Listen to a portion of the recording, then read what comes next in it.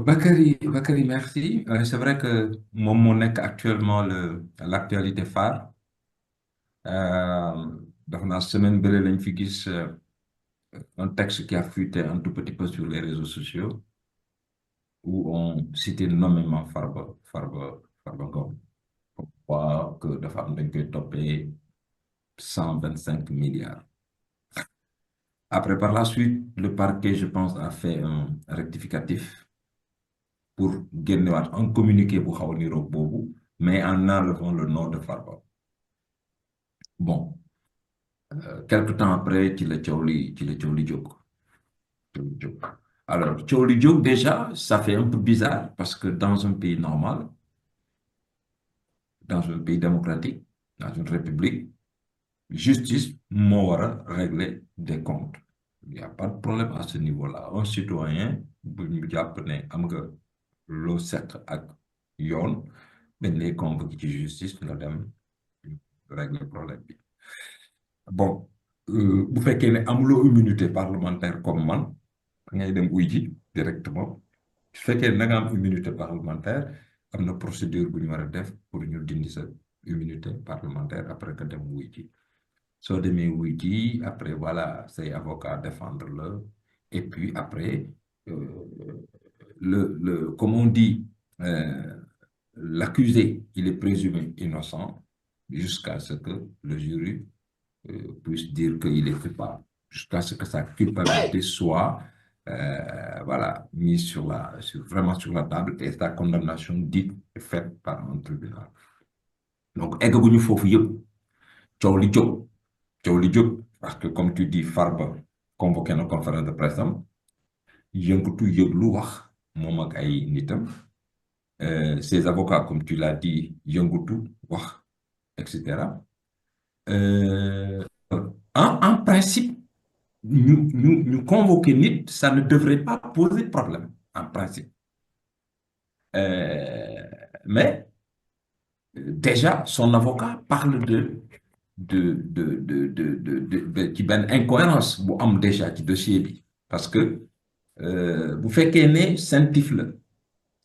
on parle d'un rapport mais le principe d'un rapport Doudou Ndoye expliqué na ko c'est contradictoire soo bindee benn rapport ci man tu m'incrimines par rapport à des faits di nga ñëw ne ma ah Moustapha fii ak fii ci sa gestion wala ci sa nangam problème bi posé wu na ci ma indil la sama réponse xëy na bu la doyee ak bu la doyul loolu beneen débat mais en tout cas ma indil la sama réponse à partir de là peut-être nga jàllale sa dossier mais loolu amul ci coow lii nii bon peut-être qu'on me dira aussi peut-être c'est le deuxième point d'ailleurs des griefs yi ñuy wax ci dossier bi peut-être c'est lié au fait que Farba ne gérait pas un dossier précis ne gérait pas une structure particulière Farba c'est plus un businessman quelqu'un bu nga xam ne dafa amoon benn entreprise non dafa amoon benn entité ci état bi bu muy gérer xëy na loolu moo tax coow rapport bi mënul sori c'est un businessman qui était dans l'affaire et xëy na am na lu ñu gis ci moom am na lu ñu koy reprocher mais bref coow li pour man comme j'ai dit tout à l'heure lu waroon na nekk lu yomb la dans un état de droit Nicolas Sarkozy actuellement dañ ko takkal bracelet actuellement il est en train ci beneen dossier judiciaire bu mu nekk bon voilà la justice suit son cours normalement il y a pas de problème à ce niveau-là mais bii lu tax mu compliqué aussi mooy dafa am quand même un ensemble de faits yu am yoo xamante ne képp ku am seetlu gis nga ko dégg nañ le premier ministre mu ne dinañu takk juge yi ca xaj juge fi nekkoon am lu ay griefs yu mu amoon contre eux dina leen yóbbu ca xaj xaw ma mooy fan ci Sénégal mais en tout cas yóbbu na leen apparemment la mu bëggoon def et mu jël ay juge am indi donc on suppose que juge yi mu yóbbu ay juge yu président Macky Sall lool peut-être wala yeneen juge la en tout cas juge yu mu indi moi je peux penser que c'est des juges comme juge yu dem mais son adversaire politique peut dire non ay juge am la indi kenn mënul tere un adversaire politique mu ne non comme que yóbbu na juge yële juge yu indi ay juge am lañ donc donte man jàpp naa ne man personnellement jàpp naa ne le juge sénégalais ku bëgg a libre ça c'est ma conviction intime ku bëgg a libre ku nekk sa tëraayu bàmmeel bu la doyee ku nekk sa conscience bu la doyee ku nekk sa tur ak sa daraja bu la doyee ku nekk li nga jàng ci droit bu la doyee ku nekk ci sa famille ak yooyu bu la doyee war nga mën a wax le droit man loolu laa gëm Sénégal am na possibilité pour que un juge bu ñu la joxee dossier nga wax li la sa aqulaayu taala jox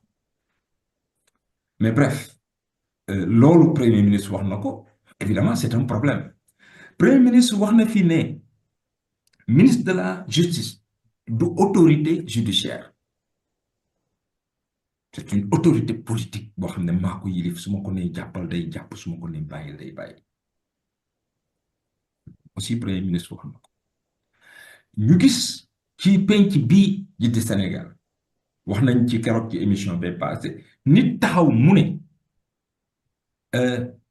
nangam lii ku ko def sa ndey liggéeyul ce qui est une insulte grave ci penc mi ñu tànqamlu ko ñu gis ñu ne keneen ne oui ku woteel diw da nga al ko ñu ne ko ah yow leer ngay wax kaay yaa ngi da ngay dem kaso fii lañ ko gisee aussi gis nañ fi nit ñu ne dañ koy reprocher dafa wax xotti worma président de la république ñu jàpp tëj mais gis nañ fi nit saaga président de la république bii xotti photom en public fii ba léegi kenn waxu ci kenn defu ci alors léegi soo dajalee faisceau yooyu ma la wax noonu soo dajalee yooyu noonu ma la wax yëpp da ngay am impression que ni justice bi li fi newoon jógu fi c'est-à-dire rupture amagul c'est-à-dire ku ñëw da ngay indi say juge def loolu leen lan leen bëgg a def loolu voilà ku ñëw da ngay indi ay juge dugal sa loxo ci dossier yi ba mu taqrib ki nga bëgg a jàpp mu jàpp ko ki nga bëggul mu jàpp ko du ko jàpp et donc boo jëlee impression boobu teg yow boo yëkkatee Farba Ngom qui est très emblématique bëgg ko bañ ko il est très emblématique démb maa ngi seetaan benn waaye mu ne Farba gañ Agnam depuis 2009 Farba mooy gagné Agnam c'est-à-dire 2009 c'était le pouvoir déjà du président Abdoulaye Wade Macky Sall ñëw muy gagné consolider pouvoir am Macky Sall dem mu gagné waat ça c'est un homme politique quand même ce que Omar Sarr avait fait à Dagana pour Manter vous le dira peut-être un peu mieux que moi parce que bi que di gagné Dagana à l'époque du président Diouf avec un puissant premier ministre Habib Dia c'était pas donné donc il fallait être très fort pour gagner Dagana et Omar Sarr l'avait fait donc Farba doo ko xeebal loolu c'est vrai que tu me diras que Agnam c'est pas une grosse ville c'est vrai mais man ku gagné ci politique tu es honorable tu es respectable voilà faut que l'affaire bi toll maintenant oui maintenant est-ce que règlement de compte la ou est-ce que reddition des comptes la on verra bien mais c'est par ça que je vais conclure on a l'impression qu'actuellement à l'état actuel c'est plus la politique qui parle que un dossier judiciaire maintenant après dossier judiciaire certainement na génn levé nañ immunité parlementaire bi après le dossier judiciaire va être posé sur la table et on saura lan la ñuy accuser Farba à quel titre lañ ko koy accuser parce que Farba ci le rappel géré wul dara et puis voilà ñu xool ces avocats Maître Doudou Ndoye est un bon avocat Maître Baboucar Cissé est un bon avocat et puis ñu xool lu fu wànnent di mujj ak ay gëtam